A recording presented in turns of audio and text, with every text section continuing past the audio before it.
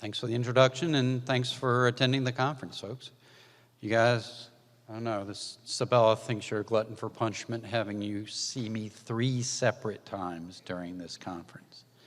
All right, so we'll start today with allergic diseases, and we'll talk about immunodeficiency tomorrow, and then we'll do a rapid-fire 25-question board review session tomorrow as well. All right, so we'll start with objectives. Now, allergic diseases are common, which is good for business. 20 to 30% of the pediatric population at some point in their life has some allergic disease, whether it be allergic rhinitis or asthma or food allergy or atopic dermatitis. And those of you who practice general pediatrics know that about 15 to 25% of your visits are related in some way to allergic diseases. Asthma remains the single leading pediatric inpatient diagnosis, so it's very important not only for the outpatient realm, but the inpatient as well. And allergic diseases are increasing in prevalence, which is also good for business. Now, approximately 6 to 8% of people have food allergies, and the number has been rapidly rising over the past 20 years. Right now, peanut allergy is 2% of the school-age population, and it, again, good for business. All right, allergic diseases are the results of complex immunologic mechanisms, usually that favor IgE production by B lymphocytes due to the activity of Th2 cytokines like interleukins 4, 5, and 13, among others. IgE resides on the receptors of mast cells and basophils after they're made by the B lymphocytes. They go through the circulation and then come to reside on these cells that have receptors for IgE. And then when IgE is bound to the allergen, and there's a specific protein sequence that is bound by each specific molecule, this will cause activation of the cell and then release of chemical mediators of inflammation and allergy, such as histamine, leukotrienes, and pro-inflammatory molecules. And then these pro-inflammatory molecules then will cause what we consider a mucosal or allergic inflammation that is characterized by a cellular response where eosinophils may predominate, but also other inflammatory cells like basophils, lymphocytes, polymorphonuclear leukocytes, among others. We'll start with allergic rhinoconjunctivitis, which is the most common of the allergic diseases and one that you encounter in the outpatient department commonly. It affects about 20% of children and gives you the classic signs and symptoms of sneezing, runny nose, itching, mucosal swelling causing congestion. You also have eye involvement with eye swelling, redness, tearing, and watering. If you're intrepid enough to look in people's noses when they come in with allergic rhinitis symptoms, you will see a pale, bluish, boggy, swollen nasal turbinate, not red, beefy, inflamed thing like you might see with a cold or a sinus infection. And you will also tend to see conjunctival injection and swelling as well, depending on the allergen and the chronicity of the symptoms. And people with allergic diseases also have other sort of softer signs, like a transverse nasal crease from rubbing their noses like this to kind of open their nose up or to scratch their itchy nose. Allergic people get this, so do allergic speakers who demonstrate this thing repeatedly. You also see multiple infraorbital folds just below the inner canthus of the eye on each side, and these are called Denny-Morgan lines. So, here's a kid in bed sneezing, and kids with seasonal allergy tend to have a repetitive early morning sneeze that they will wake up, sneeze, sneeze, sneeze, sneeze, sneeze, sneeze, sneeze, sneeze, sneeze, sneeze, sneeze. And then you'll see the kid in the class who isn't actually responding to the teacher's question, but actually giving the allergic salute where they're rubbing their itchy nose there. And then, of course, here's a kid out in the field in the bottom right there, sneezing, holding some goldenrod, which actually isn't very allergenic, but the ragweed that's around it is. Now, we tend to classify allergic rhinoconjunctivitis as based on its chronicity, whether it's perennial or seasonal in nature. Perennial, as the name implies, is present year-round and is usually due to indoor allergen exposures. And things that people keep indoors are usually pets, house dust mites, and molds, amongst other things. Congestion, mouth breathing, and rhinorrhea are the prominent symptoms because you're exposed to this allergen all the time. And after a long period of exposure, you get more of the chronic inflammation and you get more of the chronic congestion and runny nose symptoms. Less eye symptoms, less prominent itching and repetitive sneezing, more congestion and rhinorrhea with perennial allergic rhinitis. These kids are also at high risk for getting recurrent infections, especially otitis media, sinusitis, and they also have a higher rate of adenoid and tonsil enlargement. So again, if you look up in noses here, you might see this turbinate here. On the left side is a normal pink-looking turbinate that isn't super swollen. On the right is a pale blue boggy turbinate with all sorts of mucus strands and stuff inside. Yeah. If you look here on the left side, this is a person with a sinus infection where you actually see pus coming out of the middle meatus behind the middle turbinate, and on the right side are actually sort of grape-like gelatinous-looking structures, which are nasal polyps. If you see nasal polyps on a board exam or in your clinic, think cystic fibrosis first. Now, the best and most effective treatment for perennial allergic rhinitis is to reduce the allergen exposure. And for house dust mites are creatures that live in cloth items that don't get laundered frequently, like mattresses, carpeting, stuffed animals, and upholstered furniture. So they have special allergy mattress encasings that zipper encase the mattress and pillow, and you can remove the bedroom carpet and you will reduce your dust mite exposure by about 85%. Certainly people keep pets in their home, and certainly other folks may not have intentional animals in their home, such as vermin, and these can provide allergen exposures as well.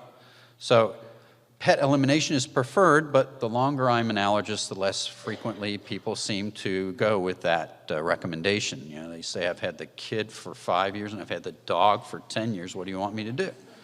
I mean, I still want you to get rid of the pet, but I get that most people don't want to do that. So you can wash the pet, keep it out of the child's bedroom, and maybe do some partial things like that. And certainly molds are present in the air indoors and outdoors, certainly outdoors a lot here next to big bodies of water like Lake Erie, but also indoors as well if there is a lot of dampness in the home or water seepage, things like that. So if we find mold in houses, we do dehumidification to keep the humidity low and then clean the affected areas with chlorine bleach and then get rid of the source of the moisture. All right, so upper left is a house dust mite. Dermatophagoides farini is the genus name for this creature that lives in your mattress and your carpeting. And dermatophagoides means skin eater in Latin. In other words, it eats the skin scales that we shed every day. The major allergens in the dung balls, by the way. Okay, upper right is a ragweed pollen grain under electron microscopy. Obviously, bottom right is a cat, and bottom left is a moldy area that got flooded. I'm sure the folks in Texas will be dealing with this now in the aftermath once the cleanup starts. And keep in mind, mold allergy is very prominently linked with asthma. Now, seasonal allergic rhinitis is a little different in that you're experiencing the allergen just for a short period of time and you're getting a large allergen load, and so it hits your healthy nasal mucous membranes and starts you just itching and sneezing with this paroxysmal sneeze that kids wake up with every day during the season. It also affects eye symptoms, so you get eye redness, itching, and conjunctival swelling as well. Chronic congestion is less common, although as the season progresses, we certainly see that in affected patients. But keep in mind that people who are allergy antibody factories make allergy antibody not just to seasonal pollens, but also to the perennial allergens as well. So you may see this superimposed on perennial allergic rhinitis as well. In Ohio, early spring is when trees pollinate, April, May. Late spring, May, June for grass pollens, and right now, until the end of September, will be ragweed and other weeds. So, on the left is a short ragweed plant. You can see all those things at the top of each stalk are huge pollen-producing pollen anthers. On the right is giant ragweed, which has fewer per plant, but still produces a lot of pollen. So, if you see somebody in your clinic and you're wondering if they have allergic rhinitis, I mean, how do you make that diagnosis? Well, You certainly look for history and physical findings, as we've discussed already. The itching, sneezing, runny nose, congestion, pale blue boggy turbinates, maybe a history of recurrent ear infections or sinus infections, conjunctivitis, things like that. You can have them sneeze into some cellophane, smear the snot and stain it and find eosinophils there. Usually if you see 10% cells or more with eosinophils, it's allergic rhinitis until proven otherwise. Allergy skin testing is another way that we can identify allergy sensitization by using an allergen extract drop, scratching through it and then watching for a wheal and flare response. And you can also do blood testing that actually measures titers of allergy antibody directed against the allergens. And for research purposes, we can do challenge testing by having somebody go to somebody's house where there's a cat and see if they start sneezing. So here is a nasal smear for eosinophils. You look for these cells here on this Hansel stain, and you can see the granular cells there. Those are eosinophils, typically bilobe cells with red granules. And here's allergy skin testing, and you can see the wheal and flare response probably best demonstrated on this lower left area with these wheal and flare responses. And you can see that, we can skin test kids very young, and they seem to tolerate it pretty well.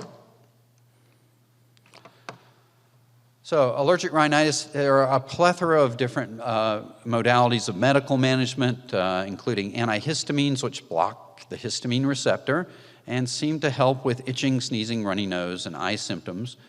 Topical corticosteroids probably the most effective for the global symptoms of congestion, runny nose, itching, and sneezing, and probably more appropriate for chronic perennial allergic rhinitis or seasonal allergies where there's a congestion component as well. Ocular forms of corticosteroids are available as well. Most ophthalmologists prefer to direct that therapy. Anti-leukotrienes, Montelukast, probably the most popular of these, can also be helpful, just like antihistamines for things, but you may see better results with congestion and rhinorrhea and less compared to the antihistamines for the itching symptoms, but both are very effective. Topical antihistamines in the nose and eyes are also very effective and can provide equipotent or maybe sometimes more potent histamine blockade than the oral antihistamines. And then topical cell stabilizers like cromolyn sodium are available and provide congestion relief for mild allergic rhinitis, and there are ocular forms available as well. I would be remiss in not mentioning injection immunotherapy before leaving the subject of allergic rhinitis, and this basically involves repeated injections of allergen extracts in escalating doses that hopefully will cause an alteration in the immune response, inducing a form of tolerance. And this works very well for seasonal allergic rhinitis, about 80% effective. Less effective, but still with greater than 50% effectiveness for perennial allergic rhinitis triggers like house dust mites, animals, and certain molds. The benefits are less clear for asthma compared to allergic rhinitis. There are now sublingual routes of allergen immunotherapy for certain seasonal pollens that are available, where we start 3 months prior to the season and then dose it sublingually every day until the season's over. And certainly injection immunotherapy represents the treatment of choice for bee venom anaphylaxis. And certainly if someone has a history of bee venom anaphylaxis, they need to be tested and put on this treatment because it's over 95% effective at preventing future anaphylactic reactions to bee venom. There are certainly clinical trials looking at oral immunotherapy for foods, but not ready for prime time yet, although the research is very encouraging. Next, we'll talk about anaphylaxis, so from the common and sort of mild to the very severe and life-threatening anaphylaxis, which results from a severe IgE-mediated allergic reaction. And it's IgE and allergic rhinitis, it's IgE and anaphylaxis. Foods are the most common triggers, in addition to medications, bee stings, latex, animal sera. Say if you happen to get bitten by a rattlesnake and you have to get anti-sera for that, people can have allergic reactions to the horse serum in those products. Now, you can also get what we call anaphylactoid reactions, where you get symptoms of anaphylaxis, but it's not IgE mediated, and therefore you can actually block those reactions with pretreatment with antihistamines and steroids, which are not effective against IgE-mediated anaphylaxis. So if you have somebody with radiocontrast sensitivity, it's not an IgE-mediated allergy, but their cells are responsive to that product, but you can actually treat that and allow them to get the contrast with antihistamine and steroid pretreatment. Anaphylaxis is a medical emergency and must be treated quickly and decisively. Epinephrine is the drug of choice, 1 to 1,000 concentration, 0.01 milliliters per kilogram or 0.01 milligrams per kilogram, up to 0.3 mLs every 15 minutes as needed. Certainly additional benefit can be derived using histamine 1 blockers such as diphenhydramine, 1 milligram per kilogram, and histamine 2 blockade. For those with asthma, inhaled bronchodilators can provide adjunctive therapy but should not be used for wheezing if it's in association with a food allergic reaction, say, by itself. It should always be used in conjunction with epinephrine. Other common sense measures like Trendelenburg position and oxygen and blood pressure support may be needed on severe cases. Certainly we recommend corticosteroids be given to everyone who has an anaphylactic reaction, because in a fair percentage of patients there are late phase reactions where you have a return of symptoms several hours later, and the corticosteroids can block that. Anybody who needs blood pressure support or has a severe prolonged reaction requires intensive care stay. All right, let's talk about drugs now. We'll talk about different types of reactions, maybe not all anaphylaxis. But keep in mind that most people who claim to have a drug allergy, say to penicillin, don't really have the allergy, and that the drug's been blamed sort of guilt by association because we gave them a amoxicillin prescription for an ear infection or some other infection where there may have been a virus there, and the rash could just have easily been caused by the virus as the antibiotic. And when we actually test people with reagents for allergy testing for penicillin, we find that over 90% end up being test negative. Many reactions are due to the metabolites of the drug and not the drug that you take by mouth. This is certainly true for penicillins, where it's actually the major metabolite that produces more positive skin reactions on allergy testing than penicillin G or amoxicillin. Penicillin is certainly the most commonly implicated medication in drug allergy reactions, and cephalosporins show about a 20% cross-reactivity with penicillin in people with real allergy. Keep in mind that high molecular weight biologicals like insulin, chymopapane, horse serum, and snakebite antivenin, proteins are complete antigens, and so they can produce a very rapid reaction, whereas with penicillins, oftentimes they need to be haptenated onto serum proteins to actually provide an allergen that the immune system can actually react to with anaphylaxis. And although it's not a drug, latex is a very prominent allergen in certain patients, especially patients with spina bifida and urogenital anomalies like bladder exstrophy. So if you see a patient with those conditions, we should just assume they're going to become latex allergic, because over 50% of them develop the allergy if they're exposed. So these people should be provided latex-free environments from the get-go. All right, to use penicillin as an example of drug allergy, allergic reactions can be either immediate, occurring within the first 60 minutes of exposure to the drug, and this is the situation with anaphylaxis. Certainly milder reactions like urticaria or swelling or angioedema can be associated with immediate IgE-mediated hypersensitivity reactions. Now, if the reaction occurs within the first 72 hours, but after the first hour, we call these accelerated reactions, and typically these are cutaneous in nature with urticaria, angioedema, and there can be some morbilliform or measles-like rashes that we see in that circumstance. And then late allergic reactions tend not to be IgE-mediated, but are due to mechanisms that we don't completely understand. And these can represent the classic amoxicillin morbilliform rash,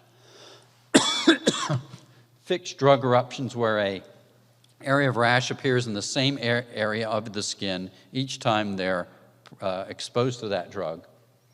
Serum sickness, very common with antibiotics and with anticonvulsants, with an urticaria reaction that starts maybe even a week or 2 weeks after the drug has been started.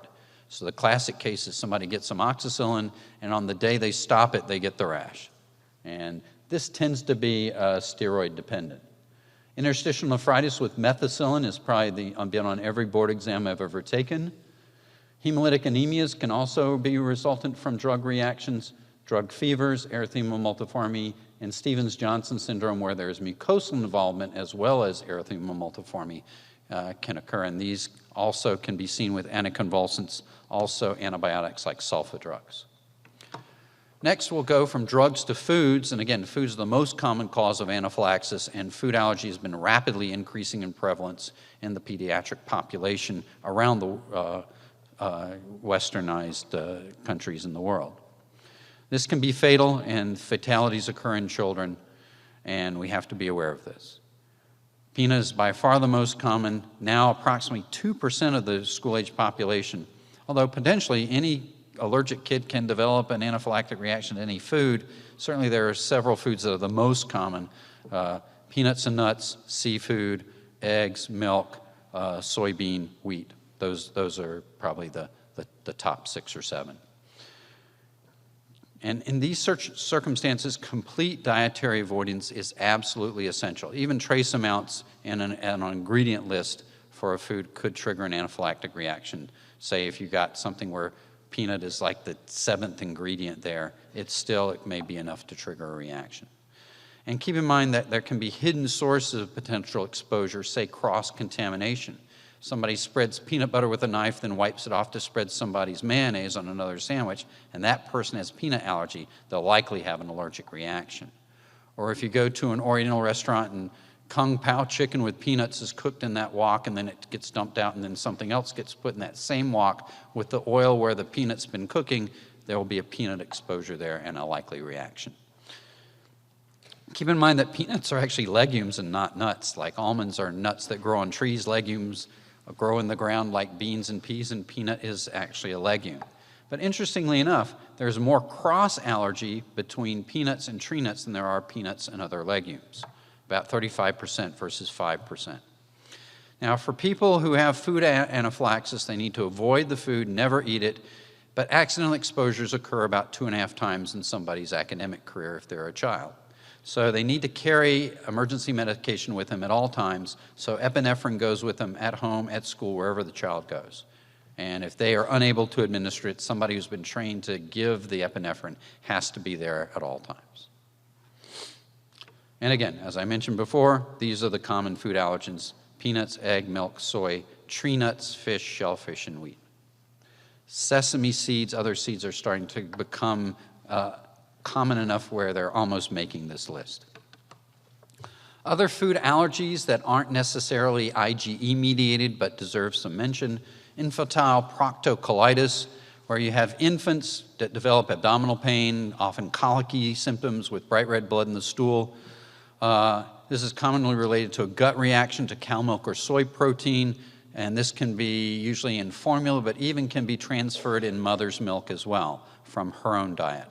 Again, not IgE mediated, and typically if we eliminate the offending food from mom's diet and the baby's diet, usually goes away, and then they tend to be happy, healthy infants once we identify the offending food and take it out of the diet. This seems to spontaneously resolve by around age 12 months in the overwhelming majority of affected kids and never returns. Food protein-induced enterocolitis syndrome, or FPIES, is a much more severe disorder where there is severe, almost life-threatening vomiting in infants that often requires IV fluid resuscitation. And this typically occurs about 3 hours after eating the offending food. And it's most common with milk or soy, but there's also solid food FPIES that we see commonly with other foods, and oddball things like rice and sweet potatoes and bananas and turkey have been commonly associated in multiple cases of FPIES as well. In this situation, we tend to recommend that the dietary elimination of the food be maintained at least for 1 year with the milk and soy, and up to 3 years for some of the solid food FPIs. These kids will get a neutrophilia in addition to the characteristic severe repetitive vomiting. Pollen food oral allergy syndrome, a common mild problem that occurs in people who have seasonal allergies.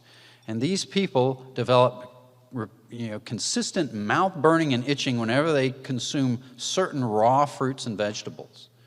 And for people with seasonal tree pollen allergy in the spring, if they eat a raw apple or a pear or a plum or something like that, a cherry, and they'll get this mouth itching that's very uncomfortable. But they can drink pasteurized apple juice or eat apple pie where the apple's been cooked all day long and have no similar symptoms. The same is true with ragweed pollen allergy with certain things like melons and bananas and certain vegetables, but no anaphylaxis. And actually, when we try and do allergy testing, they're usually negative because we try and use pasteurized extracts for allergy testing to prevent bacterial contamination, so they end up reacting negatively on those tests unless we actually prick through a fresh apple or something and then prick their skin for the skin test. Again, but ragweed sufferers tend to have it with bananas, melons, and kiwi, birch with fruits like apple, pear, plum, and cherry. And then latex allergy patients also, there's also a food latex cross allergy with what we call the ABCs, avocado, banana, and chestnut. And since kiwi is a banana hybrid, it also induces a reaction. This one is anaphylaxis, and these people will have positive skin tests. And if you have latex allergy, we constantly tell people to watch for this type of reaction. It's about 35% of people with latex allergy have this food anaphylaxis related to the latex. Stinging insect allergy, the order Hymenoptera are stinging insects, and they actually have venom in their venom sacs, and when you get stung by a bee or a wasp or a yellow jacket or a hornet or a fire ant, venom actually goes into your skin, and your body has an allergic reaction to that with IgE directed to those proteins. And anaphylaxis can occur and be severe. About 1 to 5% of children have this allergy. Most are mild reactions where you may get local swelling. Say if you get stung in your hand and your whole arm swells up, but there's no anaphylaxis. That's about 10% have that type of reaction.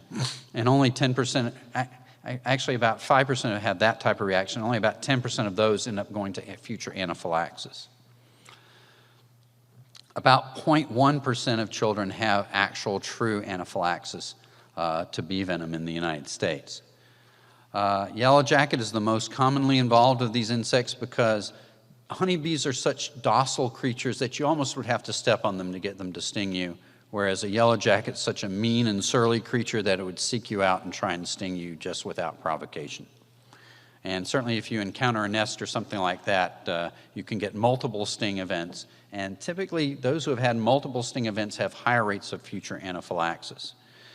Now, if you encounter people with stinging insect allergy, if they have had a history with cardiovascular, low blood pressure, or respiratory involvement where they ended up needing emergency care and epinephrine, those are the ones that require consultation for an allergist, because those people would be the ones that would benefit from the injection immunotherapy. Those are honeybees.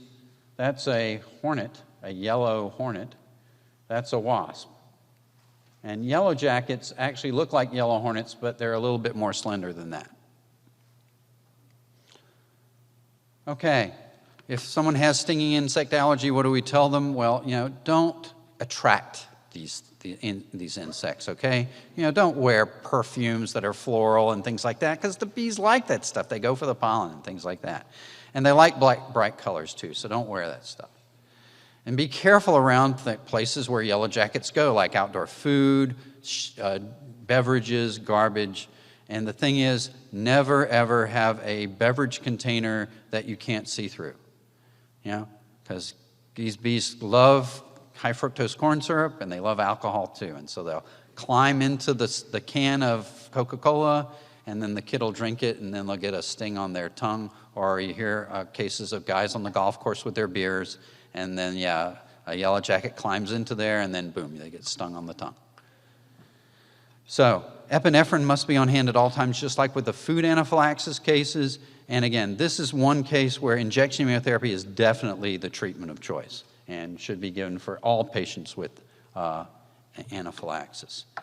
I'll briefly touch on atopic dermatitis since you've already had a discussion from dermatology. Atopic dermatitis is dry, scaly, red, itchy, inflammatory dermatitis.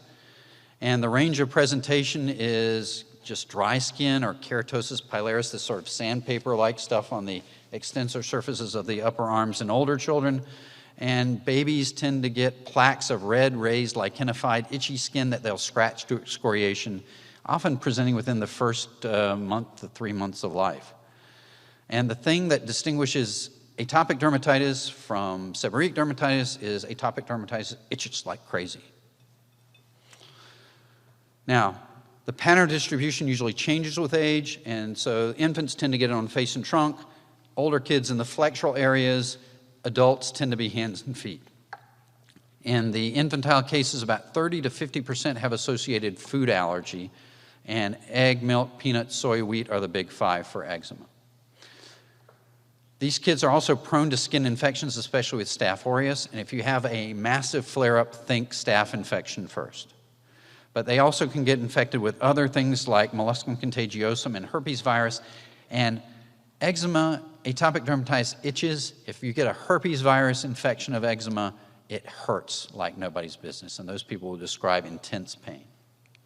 So here's a kid with the cheek involvement with dry, scaly patches of red dermatitis. Here's flexural eczema and knee creases of a kid. You can see all the extensive lichenification and excoriation there. Here's another sort of picture showing you the lichenification with exaggerated skin creases on the extensor surfaces of this child's wrist. And here's somebody with a staph infection that you can see all of these honey-colored crusts all over the face.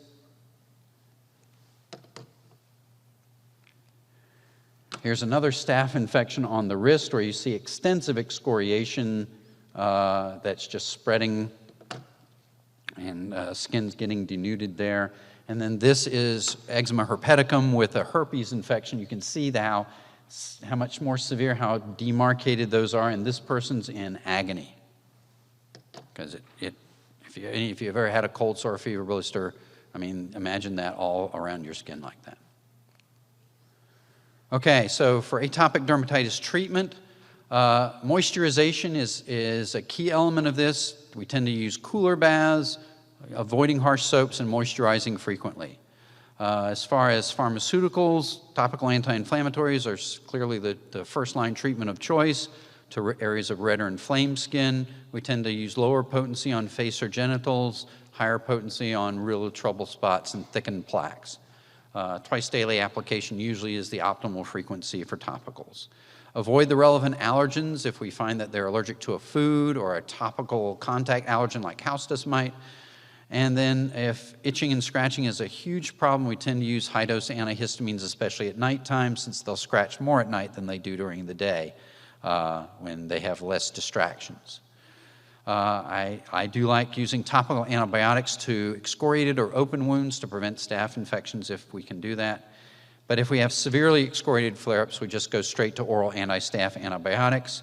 And if that fails, then maybe consider a skin culture, since there is a fair percentage of methicillin-resistant staph out there, and certainly test for herpes infections if you have somebody with a painful flare-up. Next, we'll talk about urticaria, which are raised red, itchy welts. And they can be classified as acute and chronic based on how long they've been present. Typically, chronic urticaria is defined as urticaria that's been present for more than 6 weeks. And it's acute urticaria usually if you have an exposure and you have urticaria. So it's like I eat shrimp, I break out in hives. That's sort of an allergic acute episode of urticaria. And usually it tends to go away as the allergen's removed if it's allergic. But certainly many cases of acute urticaria, and perhaps most of them, are due to other factors like viral infections and such. So again, acute urticaria can be allergic or it can be due to other illness or infection. And acute urticaria is more likely to be seen with food allergy. The more chronic it is, the less likely it is to be allergic in nature. Now, we do see contact urticaria with kids rolling around in the grass or rubbing food on their skin. You know, the classic case is the egg allergic kid who plays around with cookie dough, and then they get their hives on their hands, or their hands start to swell, or wherever it contacts, or the kid getting kissed by the parent who ate a peanut butter sandwich, and you get hives in the area of skin contact. Serum sickness, as we mentioned before, tends to be a more delayed reaction related either to an allergen or an infection. And you often will get giant urticaria with target lesions with a delayed onset of 1 week or more after the exposure to the drug or the infection. And in addition to urticaria and angioedema, you can actually get involvement of joints with a arthritis or even a nephritis, where you get blood demonstrated in a urinalysis in the most severe cases. Very responsive to corticosteroids, though. And angioedema, compared to urticaria, is basically just more diffuse swelling deeper in the dermis, so the tissue planes kind of are crossed, and so you get more diffuse areas of swelling. So typically areas that get angioedema most commonly are the eyelids, the lips, and the genitals, like scrotum or labia. Okay, this is serum sickness. You can see the annular target lesions there. And this kid actually had a cephalosporin about 10 days before the onset of the rash. He also had some mild joint pain in his hands and his elbows. We gave him steroids, and typically you have to give a prolonged course with a gradual taper, and this was gone in 48 hours, and he responded well. Chronic urticaria is defined as urticaria lasting more than 6 weeks, and over 90% are idiopathic.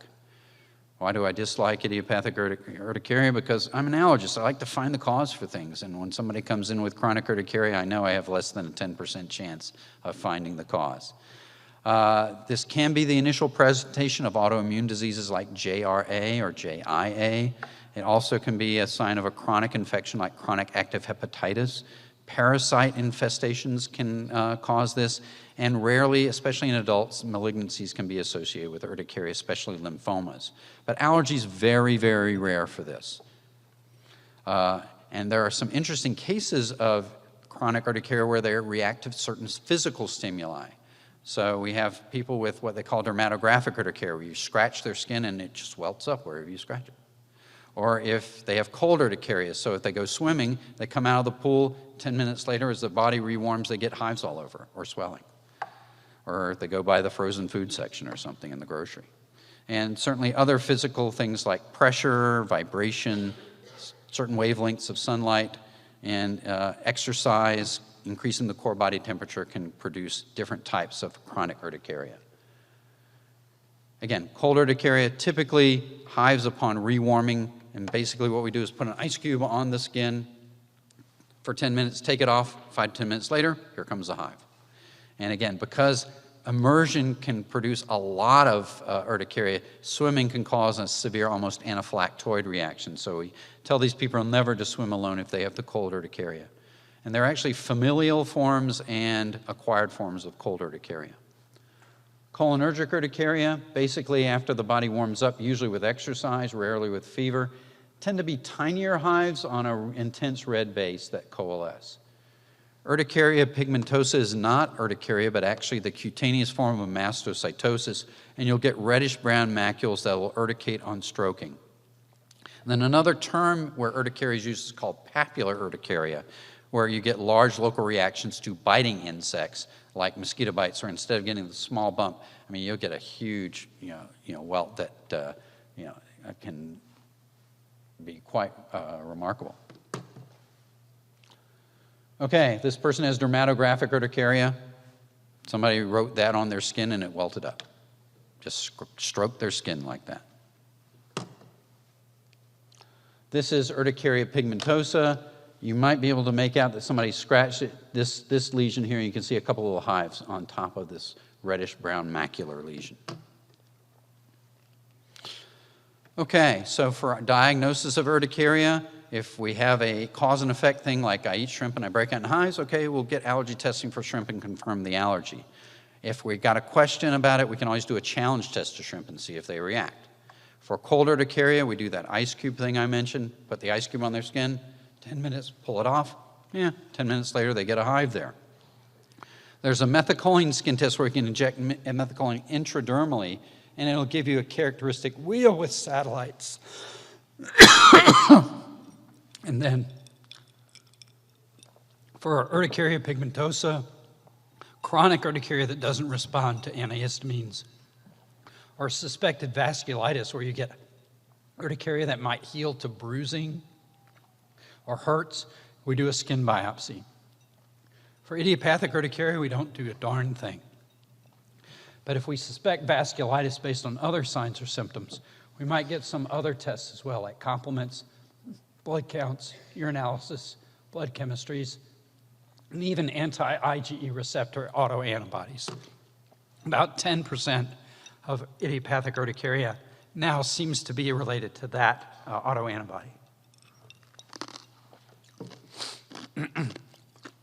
Here's an ice cube test. We put an ice cube there. You can see that the hive appeared there and then even where the water dripped down. Okay, for treatment of urticaria, antihistamines relieve the itch, often the swelling. Not always gets the rash away, but as long as the patient's comfortable, I'm happy. For cold urticaria, cyperheptadine, uniquely amongst antihistamines, may be particularly effective. And for urticaria pigmentosa, that mastocytosis thing, we may need H1 and H2 blockade in concert. Vasculitis and serum sickness usually are responsive to corticosteroids, and serum sickness responds magically to corticosteroids. And for severe idiopathic urticaria now, anti-IgE monoclonal antibody has been shown to be effective in most resistant cases. And then the last thing I'm going to talk about today is hereditary angioedema, which is an inherited condition in most patients where they just get swelling, usually in areas of trauma, and it's painful, not itchy, and not associated with urticaria.